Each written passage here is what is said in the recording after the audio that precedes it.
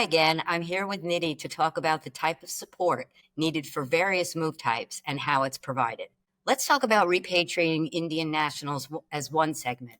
What are the key factors that influence the decision making process for an individual to return to India and possibly to a new location other than their former home state? Is it company driven or self initiated? And how are companies supporting these differences between those types, between different geographic locations, and the challenges of cultural difference from state to state? The key factors influencing decision making, there are several factors actually. One of them being career growth. So people are looking for opportunities for advancement and skill development. Another one is location. So where they're going to be locating, is it the proximity to family there, the lifestyle, the cost of living? These are all factors that really play an important role. What type of compensation package they're receiving, relocation package they're receiving. Is there a work-life balance? The city makes important, they have to really determine if they are going to get that kind of balance. The commute time to work. The work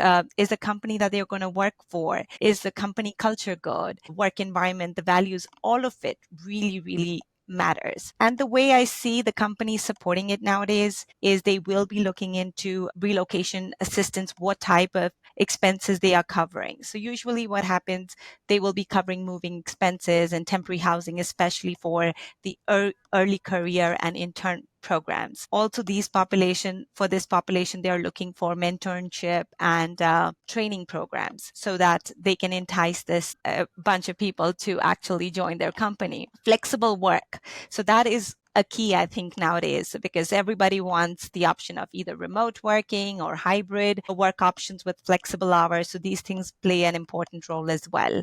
And how comprehensive support a company can provide in terms of adapting to the new location. So the onboarding. So the companies are supporting with that as well. Lastly, I would also like to mention is depending on the level of the individuals, the company can be offering additional support in terms of counseling and benefits and networking and social events. So companies are looking into such topics as well to attract this talent. That's, I think, so key. Those last 2 points you made about onboarding, setting expectations, understanding that there will be a transition and not taking it for granted that you're just moving from state to state. And then, of course, the need and the reality that some people might need extra assistance. Acknowledging that is so important, right? Because for so long, I think we've just taken it for granted that moving from here to there within the same country is not difficult. Absolutely. So, yeah, let's talk a little bit about what unique challenges are repatriating Indian nationals facing when they return to India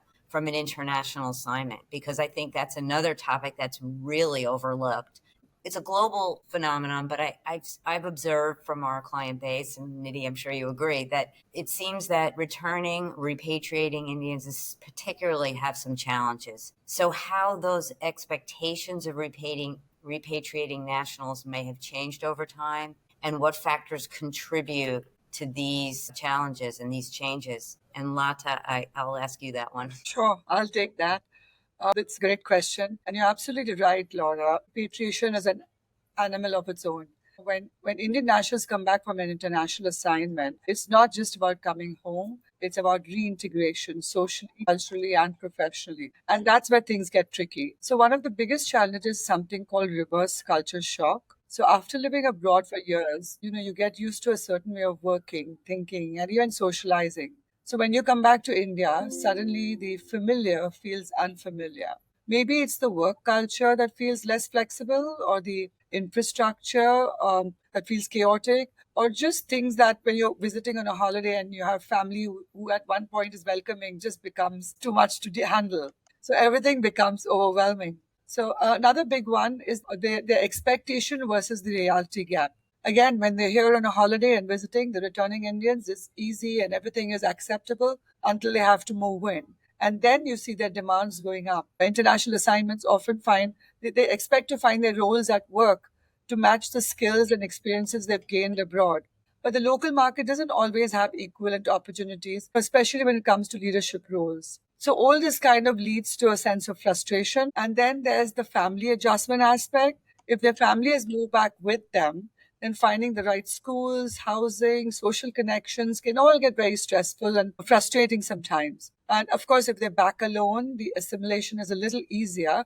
But again, reestablishing those personal networks can all just be as challenging. Yeah.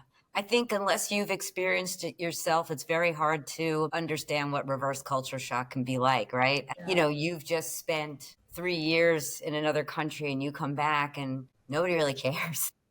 You know, Yeah. they just want you to assimilate right back in. And I mean, it's not that they don't care. It's that there's a limited capacity for hearing about every single thing you did and what you learned and so on and so forth. Some of the experiences are very nuanced, and it may be hard for someone who hasn't had the experience to understand. I'm interested too, though, Lata, in how these expectations may have changed somewhat. I mean, you've been doing this for a long time. What do you think? After being 30 years in the business, the expectations have changed significantly. From, earlier it was very, very simple and basic expectations. Now it's more, it really boils down to two factors: globalization and technology, which has taken over everybody's lives. So with globalization, more Indians are taking up international assignments than ever before. And when they return, they're expecting companies to offer smoother, more structured reintegration programs. They want their new skills and, like you said, experiences to be recognized and valued and not just brushed aside. Previously, repatriates were often satisfied with returning to a similar role or level. But now, many expect roles that offer greater responsibility, leadership opportunities, and salary benefits. Technology also plays a big role. The rise of technology and the remote work revolution, especially post the pandemic, has also shifted expectations. Repatriates returning to India expect greater access to remote working tools, a more tech driven culture, and flexible working options. Today, people expect a lot more support, not just relocation logistics, but career counseling, cultural training, and even mental health resources. We are in the process of introducing a program called relocation coaching, which is a combination between relocation and life coaching, because you really feel that it's the need at the moment, and it's very important that the companies get this right, because the ones who get it right, have successful relocations. And as you talk about this, the expectation of support relates to every type of move, right? It's not just high level folks anymore, it's everyone. In our next segment, we'll talk about how companies are supporting interns and early career professionals. Until next time, thank you, Nidhi and Lata, for your insights on everything from family support to culture shock to employee expectations on the whole.